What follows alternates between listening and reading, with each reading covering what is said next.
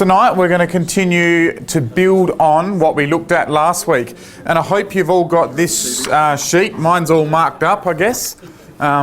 Maybe if I grab that one. So we're working on this sheet here, building on the things which we found there in Daniel chapter 11, the ideas that we drew out, the key phrases that were there.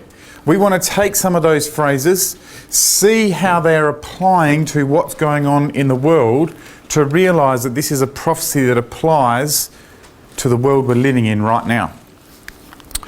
Up there on the screen you can see a graphic or an image that has a whole bunch of different symbols and icons, I guess. Lots of symbols. And I guess it's a good summary of the fact that there is so many different influences, priorities and interests in what's going on in the Ukraine area in itself. I mean, it's 45 million people. Yes, it's had an aeroplane get bombed down. But look at it from the bigger perspective of what's going on, and there's an awful lot of interests that are being played out over this tiny little, in perspective to the overall world, territory of land.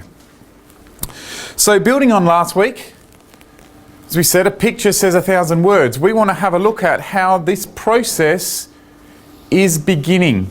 It's already underway. We have this statement here that the taking of Crimea is old news, and it is in perspective. It's months old. But let's remember the prophecy of Daniel chapter 11 verse 40 covers how many years?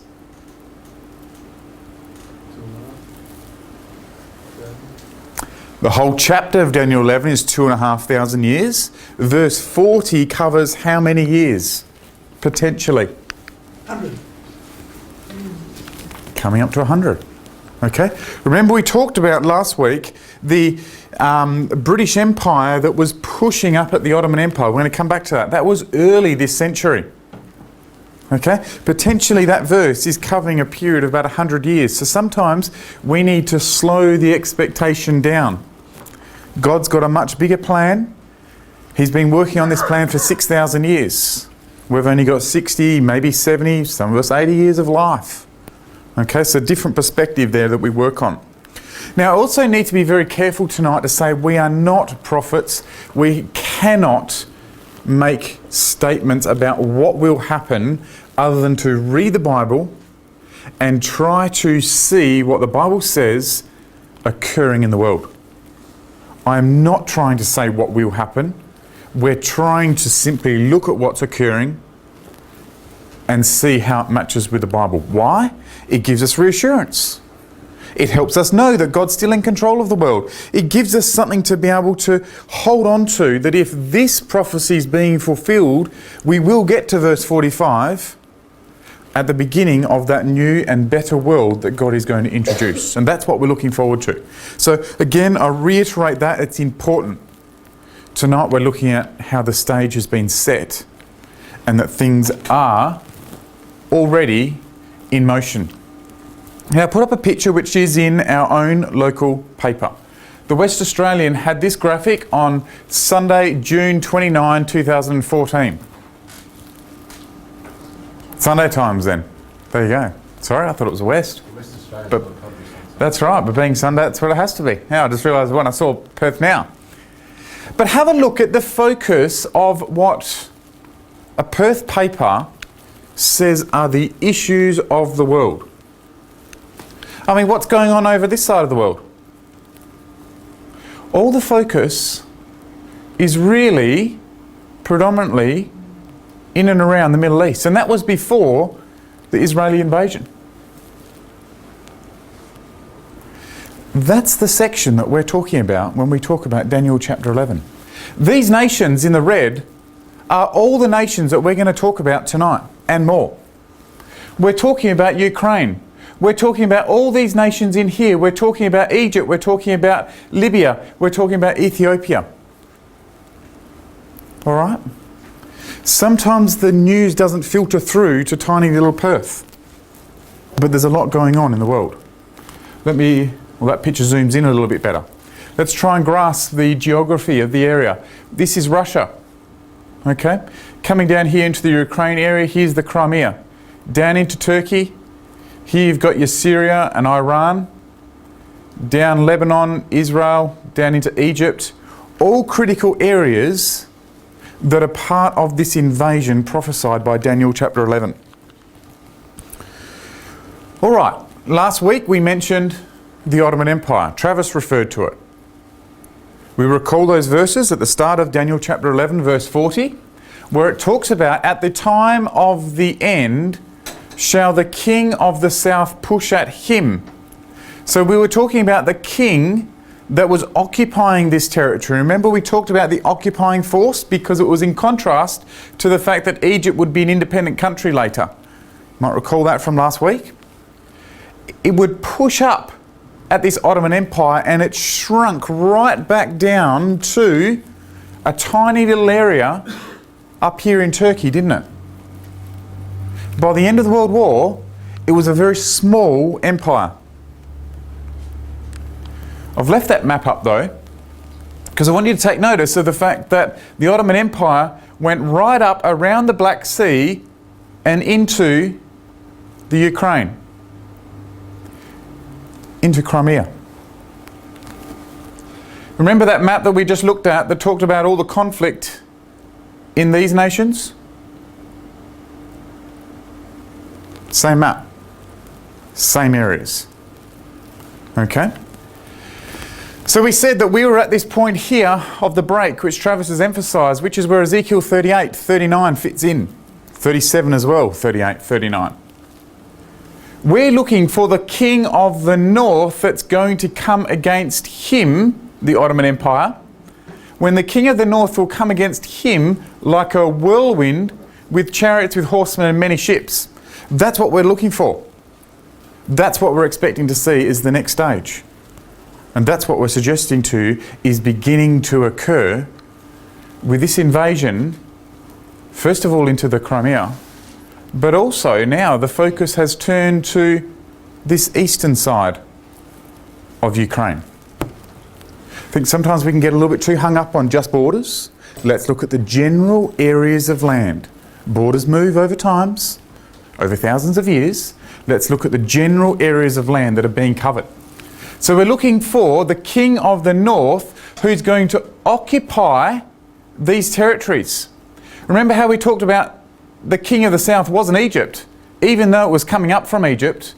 Well, this time we've got to emphasise the fact that the king of the north is highly likely an occupying force. I'm not going to go into the detail of how to come to that. We need to put all those other prophecies which Travis has talked about in that comparison sheet together to come to that understanding and that appreciation.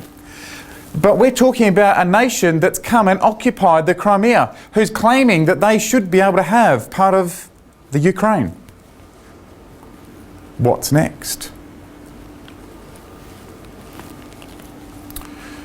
Ezekiel 38 talks about a number of nations. And this is where I guess we need to come to our understanding of why we come to the conclusion that it's Russia. Turn with us to Ezekiel chapter 38 and we'll have a look at the first few verses of that chapter. I've put a different translation up there from what you might have in front of you. It simply helps with a slightly better interpretation of the names. Ezekiel chapter 38, verse 2, I need to go through this quickly just to list off the names. It says, Son of man, this is God talking to Ezekiel. Ezekiel, set your face against Gog of the land of Magog, the prince of Rosh, Meshech, and Tubal. Prophesy against him and say, Thus saith the Lord Yahweh, Behold, I'm against you, Gog, Rosh, Meshech, Tubal. Okay? Where are those nations? Well, this map generally, as you can see, the nations of Ezekiel chapter 38, talks about Tubal, Meshech, Rosh, of the land of Magog. Okay? We don't have time to go through all the proofs of it. Pick up some simple Bible dictionaries and you will be able to follow through and see that. A simple search on Google will give you the answers to show you that this is the area of those nations. So when we align the prophecies, like Travis said, about all these common phraseology, language that's used, particularly in Ezekiel 38, particularly in Daniel chapter 11, into Joel, into Revelation, we're able to put together a picture with different perspectives, and that's important. Anything that happens in history has different perspectives that contributes to it. You have the person that was standing over there looking at it from their perspective. You have the person who was standing here alongside the incident, saw it from their perspective. Well, the prophets are speaking to us from all different perspectives, and so they add different details, but they're talking about the same events. They're adding bits of information, and you piece it all together and you come to a much fuller understanding of what we're talking about. So Ezekiel 38 is talking about an invasion where God is going to turn this group of nations, group of peoples, we would call it all in that area of Russia, Ukraine, and down towards the area of Turkey. God's going to turn it about, put hooks into its jaws, and bring it forth. Now, Travis talked about that being almost a statement which says it's against the will of the individual. To have a hook in your jaw means you're being dragged in a general direction. You're going to come down with an army, with horses, with horsemen, all of the clothed armour, great company, with buckler, shield, and handling sword. And again, you've got the Old English language which goes with it. Okay? We're dealing with old names, ancient names. And I put this slide up here purely to communicate that these old names are still recognised. This is a picture from when Russia invaded the Crimea. Written on a gate in Russian is the phrase Rus. Russia, do not, or Russian, do not surrender. That's what's written on that gate. Now you can follow those things back through history and see that these old names are still understood and known today. Okay? We don't have time to spend and to focus on all of that. That's the old news. We've got to move on and see what's happening in the world. Why is Ukraine so important to Russia? Why is it so focused on Russia? Why is Russia so focused on the Ukraine? I'm going to suggest that it wants. I should come back rather than the sea frontage for its navy. Okay, wants sea frontage for its navy. That's one option. Yep. Any other suggestions? They used to control Kiev in history. Historical? Kiev Rus. Okay, absolutely. Kiev Rus. Absolutely. Any other reasons? Religion's at the bottom of everything. So that's in there as well. I'm going to suggest there's one more, and it's gas. Very important income stream for Russia. All right. Here's the Guardian newspaper. Simply, I'm using headlines to communicate what we expect and what we see. Turn to take out your piece of paper. Daniel chapter 11 and verse 40. It says that this king of the north is going to come against him like a whirlwind with chariots, horsemen, and with... And last week we made notice of took notice of the fact that it said many ships. So just as a comment was made, the access to waterways are important. Navy's important. There's a huge shipbuilding maintenance site in the Crimea, right there in the Black Sea. Here's a phrase, all right? Here's a whole article. We could go through this whole article and see Russia's perspective on Crimea as being a Navy stronghold. But I just want to pick on one phrase and show you some of the history of what's been going on. Because God doesn't work in months. He works in events, and the stage is being set. Okay? In 2008, the Ukrainians said that they would not renew the lease on the naval base in Crimea when it expired in 2017. Okay? Try and grasp that. A few years ago. But they wouldn't renew the lease. It's something you need to act on when it's an important Navy base. It's not something you can just leave until the year before. But the Ukrainians buckled under the pressure of a gas price hike. And in 2010, extended the Russian Navy's lease until 2042. Shows some of the history of what's going on behind the scenes, doesn't it? Okay, so they've been arguing about it. They're playing political games between themselves. Give us the base, we up the price on the gas. We know the whole issue that was in the Ukraine was over unpaid gas dues, wasn't it? So they turned off some of the gas a month and a bit ago. The games continue. This is the way the nations are working to be able to get their outcomes. Russia in particular has its objectives. The Navy is a very important part. Why? Because from the Black Sea they then have access down into the Mediterranean. That's exactly where this invasion is going in the direction of, isn't it? We'll come back to that in a sec. But notice the Bible particularly said with many ships. I'm going to come back to that idea again in a sec. Let's just focus though on these gas pipelines for a second. Why is gas so important? Well, lots of gas comes in at all these red arrows and it goes out to Europe at all these blue arrows. A quarter of Europe's gas goes via the Ukraine. Okay? When you say via, it all comes from there? No, it comes from Russia. Comes from Russia and goes through these pipelines Right. to different states, nations in Europe. Okay? That alone makes it very important to Russia that they have their feeders of their big income streams protected. Okay? Just put it into perspective for you. Here's a statement from the International New York Times. Okay, May 17. So yes, it's 2 months old, but nothing's changed. Okay?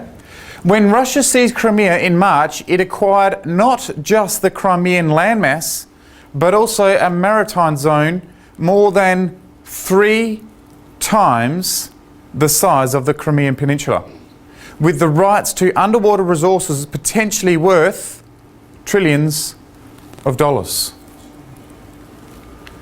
The Russians are interested in the gas. Does anyone recall about a month and a half ago, they made a deal with another big emerging economy of the world? China. Does anyone know the size of the deal? 400 billion. The analysis of that deal was it was good politically, it was bad economically. They sold it too cheap. They also don't have enough gas to supply it. That's important to them. Russia portrayed the takeover as reclaiming its rightful territory, drawing no attention to the oil and the gas that is really behind the scenes. We could go on, we can read it all. You're welcome to go have a look online at these articles and understand more of it for yourself. So Here's- trillion is 1,000 billion, yeah?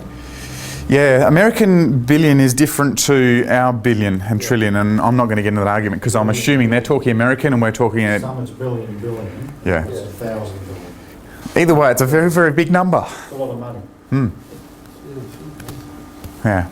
They said Alright. the first trillionaire in the world would be Bill Gates. That's what they once said. We're hoping. So, Yeah. who knows?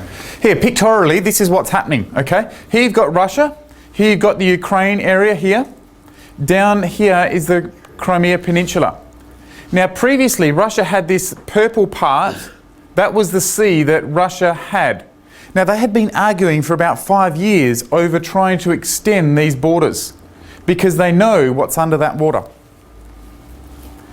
Having taken the Crimea, Russia now has all of that section. Okay?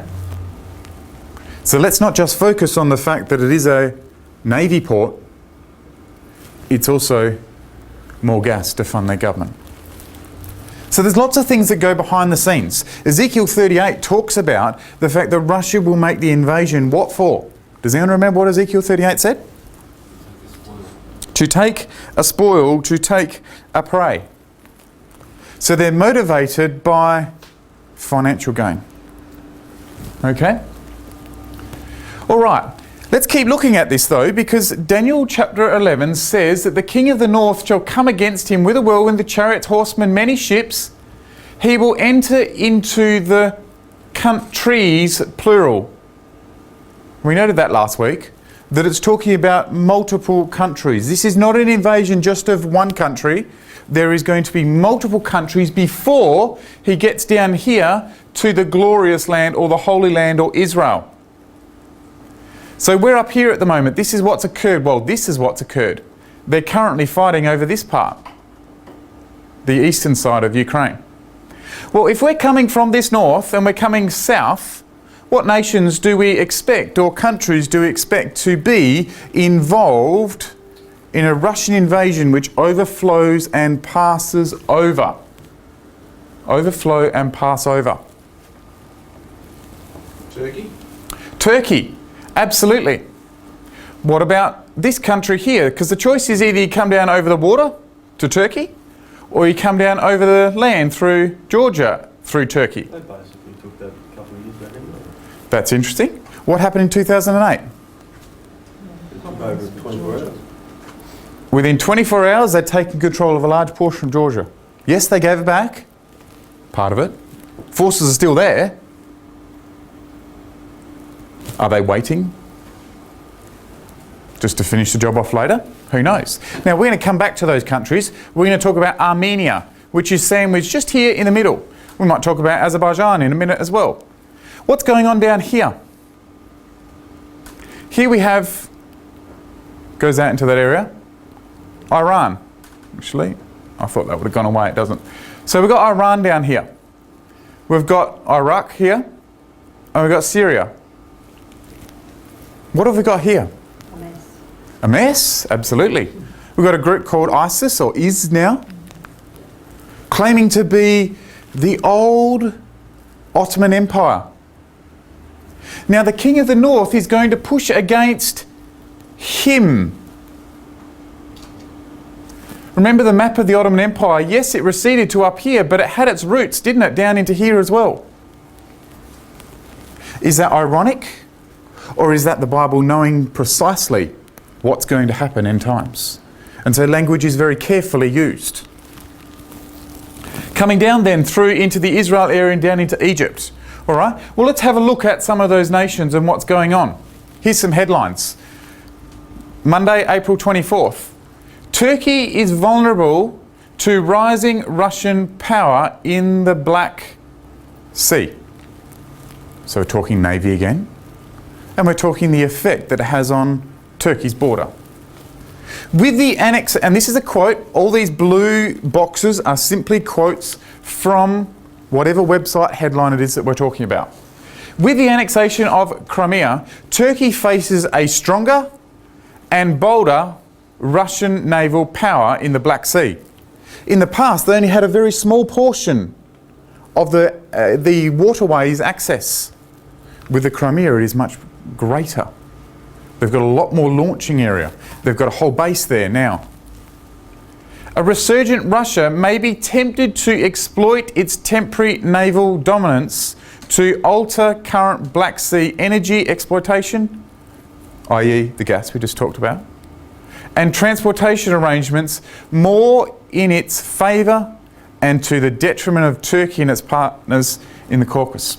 Russia now possesses the Ukrainian Navy's submarine and several, if not most, of their surface combatants. Okay? This website doesn't know what the Bible says is going to happen. It doesn't know that Russia is going to actually invade, but it certainly understands that Russia can exploit Turkey. If we're not talking about invading though, because remember the language of Daniel chapter 11 is overflowing and passing over, maybe we're talking about alliances. Russia, Belarus and Kazakhstan create a Eurasian Economic Union. The treaty was signed in May this year. It's been, I think, 3 years in the workings, and it's not there, the actual detail on it. But May 29th, 2014 is when it was signed. It was signed by Russian, Belarus and Kazakhstan presidents. Okay? They talked about, and they did it in an extended meeting with the participation of heads of other observing states, including Armenia, and they talked about Azerbaijan as a potential option, but longer term. Have a look at that on a map. This is just a headline. It's not my words, it's a headline that was from the paper. But have a look at that map. In the red, we see the Eurasian Economic Union. In contrast to the blue, we see the EU. It sort of puts things in a slightly different perspective, doesn't it?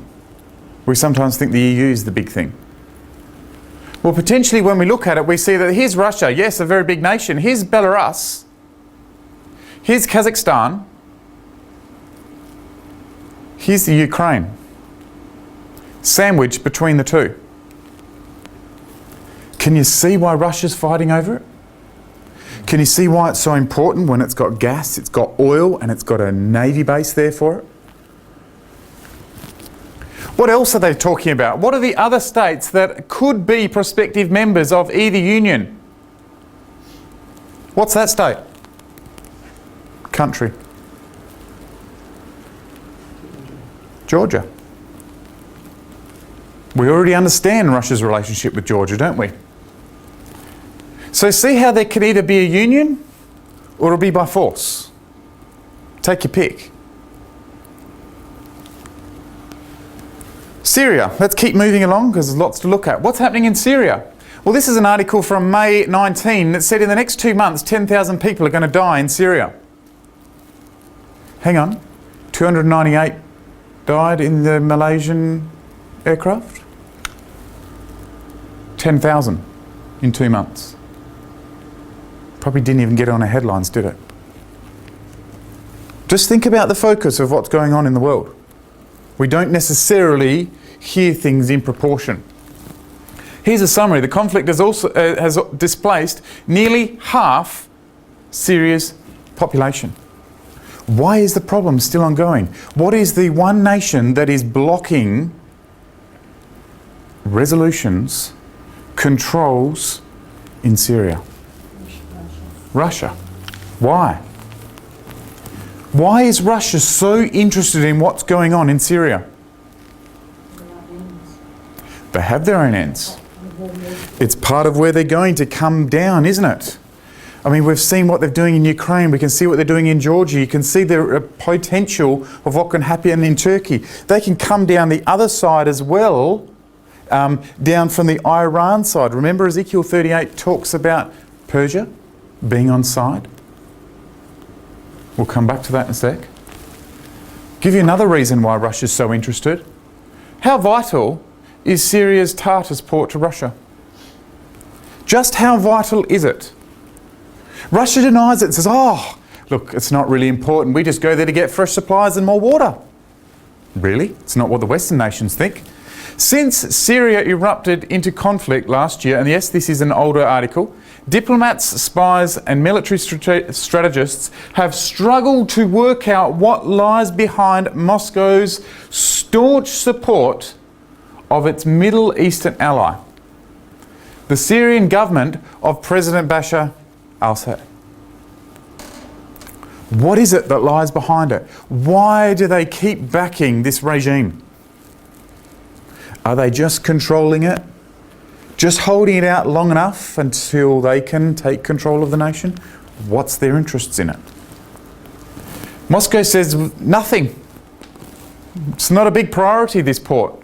Well, the view of the Western nations is it's a widely held belief that Moscow will do all it can to hold on to its only foothold in the Mediterranean. You can go on the article and see they have quite a substantial base there, able to service nuclear submarines. Currently, 12 warships there. Oh, it's not important, just getting supplies. Daniel chapter 11 says they'll come with many ships. From Syria, they have access, don't they, to Israel? Ready access down to Egypt and beyond. So whether they come down through Georgia, whether they come down through the waterways of the Black Sea and down through the Mediterranean, the stage is being set, isn't it? All right, what's happening with Iran? And I say Iran because Ezekiel 38 particularly says in verse 5, Persia, Ethiopia and Libya with this invasion. Verse 5 of Ezekiel chapter 38, Persia, Ethiopia and Libya. Daniel chapter 11 only tells us about Libya and Ethiopia. Ezekiel adds in that extra detail for us. What's the relationship between Russia and Iran? Yes, they're very supportive of one another. But Russia plans to build up to 8 new nuclear reactors in Iran, while the West is trying to shut them down. Well, that's helpful, isn't it, when they're going on an invasion with you? See what's going on in the world? We mentioned religion. This whole invasion that's been going on in Ukraine and the Crimea hasn't been without its religious flavour. If you can read this text here, I probably should have blown it up, sorry I didn't. The picture they're carrying, religious icon, but basically animosity, the headline says, and I haven't put where it's from, I'm sorry, it's slipped off. Animosity between the Russian Orthodox Church and the old Soviet Union seems to be forgotten in eastern Ukraine. They've got bigger issues to deal with, haven't they? They've forgotten the history, how they didn't agree, where symbols mix to create a fascinating fusion of identity. All right, and so the article goes on to say religion is a big part of it. Okay? Do we keep going? Let's see where my notes are.